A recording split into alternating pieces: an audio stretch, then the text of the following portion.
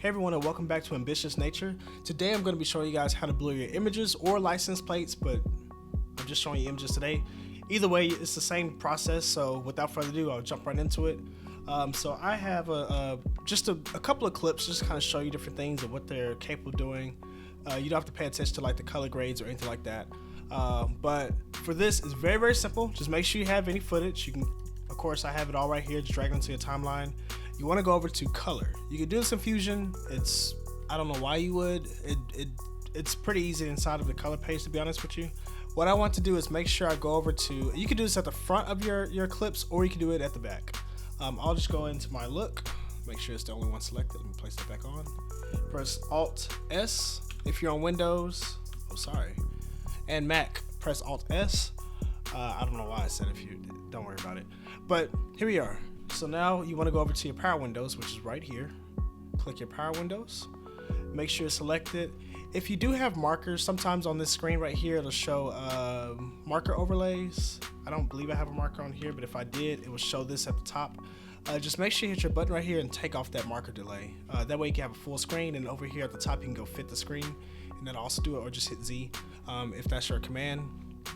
For this, let's go back to power windows. Select the circle. You can do a square if you have a license plate. If you want to make custom adjustments, let me take this off. You can highlight around a particular subject, but you don't have to. I'll just hit Control Z and I'll use a circle. So I'll place a circle over the person's face. Let's make this a little bit larger right here. And what we'll do and I like to be inside. If you notice, I'm inside of the middle of the clip. That way it can go back and forth. You see that in a second when it comes down to tracking. But just make sure it's highlighted over there and give it enough space to where it can blur out the face without getting distorted. That also plays a big role. Over here on this tab right here, you have the mask object. You can change a couple of your settings, but realistically what we want to be looking for is the actual blur. And this is how you start off. This is at least one way of doing it. You can go over to your radius. You can select blur right there. Oh, sorry, I have my, let's do this. If you hit Shift H, you can see exactly what you're doing. So this allows me to see this is what's happening. So it's going to blur out the face right here. And I want to make sure it's blurred to where I can't really see the eyes either. This changes your horizontal and vertical radius. If you really want to do that, I just leave it at default. Usually this does a solid job. So if I go back to my power window, let me make sure, let me turn off Shift H. This should be showing that it's blurred out for the entire image, which is really neat. So now, if you notice, if I play back the video, his head will go out of frame. So let's go back. Let's go back to the main part, right where it's circling over him. We can adjust a little bit, move it over. And make sure you have this selected as your power window. If it's off, it won't show up anything. If you have qualifier, they all do different things, but just make sure your power window's on.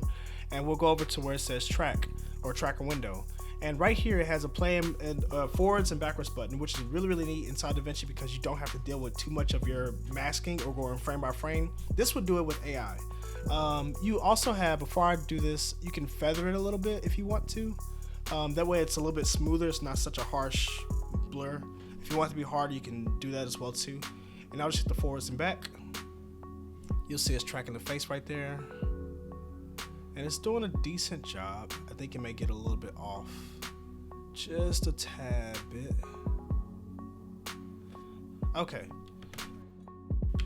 And so now, if I play back the video, that face is blurred, which is really, really cool. And this will stay on the video as long as you have it around. Of course, if you notice right here, it gets, on some parts, it gets a little bit off, just a slight bit. You can actually adjust that if you want to. Let's see where it differs. Let's go right here. Right here when the person walks in front, it goes off. So make sure you don't select the clip. Make sure you have frame. Frame is a big difference. Frame allows you to change the frame and where it is. Clip will move the entire power window. You'll see what I mean in a second. So I'll move this back over to where his face should be. I'll press play a little bit, move it over a little bit, and this will automatically keyframe it. That's why I'm not having a keyframe individually. Let's go back over. Let's put his body back here. And now if I play back over this section, his face will be blurred out. So I don't have to worry about it too much. And of course you can adjust it as you go. If you would like to move it over a little bit, you can do that as well. but that gives you a lot more flexibility in terms of what's possible. I think I have a couple more clips where I can show you really quick. So I'll go back to one where I'm inside the field.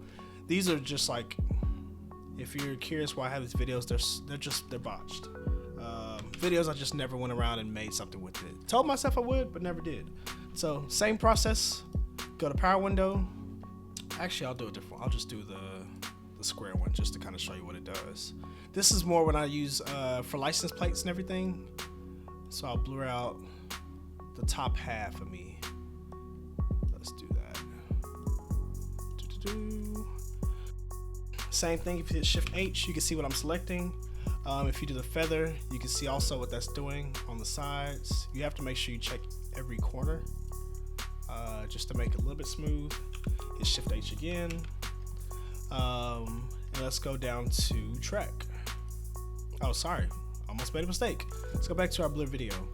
And this way, I can blur it too. Sometimes, I don't know why, but for this blur effect, sometimes you can still make out their features and everything. And so I'll show you the other method for that. You can actually go into your effects. If you want to select different lens blurs, you can do different ones. You have like your box blur. I guess I can show you guys what this looks like. The box makes it a little bit, well, boxy. It's not, I don't know why you would use it, but to me it makes the video look older. You have diagonal blur, which can give it like if a car is speeding down the road, you have that effect. You can change the strength and everything like that if you would like to. You have your Gaussian blur. This is the most popular. It gives it more of a smoother, creamier look for anything that you're blurring out. You have your lens blur, which I personally love now. I think a little bit more just because I'm a filmmaker. And that gives it more of the raw. Like if you notice, the glasses are not like smooth. You see reflections of colors and things like it just looks like you're shooting out of a camera. That's the best way to describe it. You can choose how many blades you they call it aperture, but essentially how many blades you have inside of your lens. You can pick up to 8, I believe. Mosaic blur, you'll see this on like video games, or if someone is undercover, they don't want to show their face on news stations, things like that. They may have a mosaic, that way it's harder to detect who they are. Radio blur is the same thing. It just blurs it around the circle, the radius, the outside radius. Inside is very, very smooth. This would be more for like music effects. It's not really a blur, but you kind of get the picture. And then you have your zoom blur, which is essentially kind of like radio. They're just used for different purposes. For this particular instance, I'll use the lens blur just because that's my favorite. And I will increase the blur size a little bit more. And so now I'll go back over to my track. And yeah, everything's feathered out. And we hit forwards and backwards. You notice it'll automatically track my head. It'll track a little bit what's going on behind the background with the trees. I don't know what that was that fell in the studio, but I'm not looking twice. And now it's going to the front of it. And this is all real time too, by the way. MacBook is pretty powerful. And now when I play it back, you can see everything's split out. And it does a really, really great job at keeping that. And if you notice, the power window is adjusting to face my entire body. So as I shift my body, or as your subject shifts their body, that mask will track them hopefully in the best way. But lens blur just looks, to me, it's one of the best that I personally love. I don't know why. I think it's just because I shoot films now. But you kind of get the picture on that. I'll do another one. This is me inside of a car. Again, this is another scrap video. For this one, I will do Mosaic just to show you guys what it looks like. Uh-oh, I made a mistake. If you guys can catch it, I did not do a power window. Let's go back to power window and let's drag it around. Let's just make an ugly shape right here. Let's bring this up. Let's bring this down. I'm not going to feather, but if I did, I can add in softness, I believe. Will it do that? No, it actually won't. It won't do the softness. There we go. It's inside and outside. That's the right thing. It's not softness. Rookie mistake. But there goes the outside. So now that will do feathering, and you'll see it when I add on the mosaic. So I have mosaic blur. Same thing. This is actually a longer clip, so let me chop this down just a tad bit. And let's go back to color. And let's go back to track. We have the mosaic, cool. Press play, it'll do the same thing. It'll track the face, track a little bit of what's going on outside. You see the mask kind of went crazy right there. Uh-oh, we're having a little bit of an issue. probably because of the shape of it all. I think I may have to go back and do it, but you kind of get the picture. If I play back, let me go back to the regular video. If I play back the Mosaic, you'll see it's not really highlighting everything about me. I kind of look like more of a video game blocky character. You can use this for an effect too if you want to do so. You can do it for the entire video. So let me take off the power window. Let's delete. Yes, default. Oh, sorry. Default windows can't be deleted, but just click the button, it'll take it off, and it'll apply to the entire video. Let's go to Mosaic. You do pixel frequency, and you can make it look blocky. So if you really wanted to, you can. That's a whole other video, but you can make a video game-esque effect if you really wanted to, with the Mosaic Blur and the aliasing. These are all just different things that you can kind of add into. You could do hexagon, you could do triangle. I don't know. It's based upon your preference, but you kind of get the picture. And then last but not least is this one. Just kind of show you the power of the tracking ability. Let me see. This is a video where I did, and I may drop it in here, but this is a video where I did a nice little effect, a little sneak peek. Let's go over to this, hit Control S to save, or Command S if you're on Windows. I said Alt S, make another node, and we'll use, let's do Zoom Blur. I'll do something different. Let me go over to where I pop in, where am I at? Right here. Okay, let's go to power window. I will use the circle again. If you notice, it's not showing up over here because I have the FX selected. So let me click power window. Now I can see exactly where it is. I'll hit this and I will do invert. So that way everything around me changes. Let me actually make this larger. Let me make it larger. And let's chop over. Let me see, where do I stop? Right here. So let me bring this down.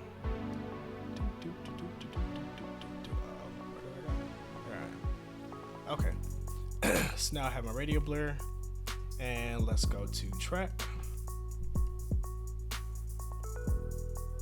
Wait a minute, why did it not track you, brother?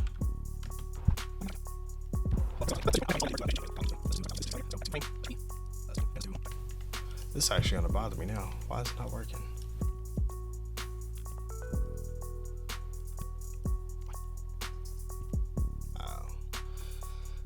So I have no clue. The other clip I want to show you guys, but for whatever reason, it's glitched out. So I may have to render it out to MP4 and do it again.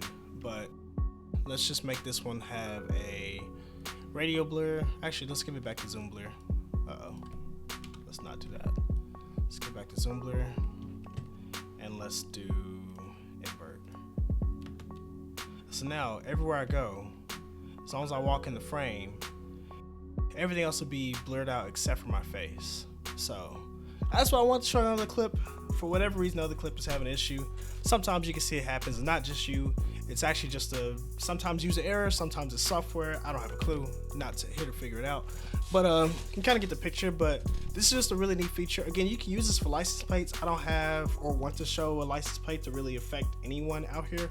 But essentially it'll be the same thing. Just get a little square place over there and track it, and you can adjust it and change it. Just remember though, when you're going into clip, it changes. If I adjust this just to show you, let's make this larger. If I adjust clip, now when I go back and play it through, it's going to be big on the entire clip. If I adjust frame, and let's make this larger. Let's make this a little bit bigger. It would change based on the frame. You'll see it start to increase and grow. Right around here, it'll start to grow up a little bit more. So make sure you're paying attention to at least that part of the, and of course you can make your lenses look more depth of field if you want to, if you're really serious about it. But irregardless, just make sure you're paying attention to the clip and the frame. If the clip's having issues, you probably just need to re-render it out as an MP4. That way it takes away from in this case, it's the H.2.64 file. Probably just needs to be converted to a regular standard MP4, and it'll run it just fine. So my 422s are working fine, and my R6 file is working. This right here is a C200 footage, so I don't know exactly why. Maybe it's just because it's 8-bit and it's a bad codec.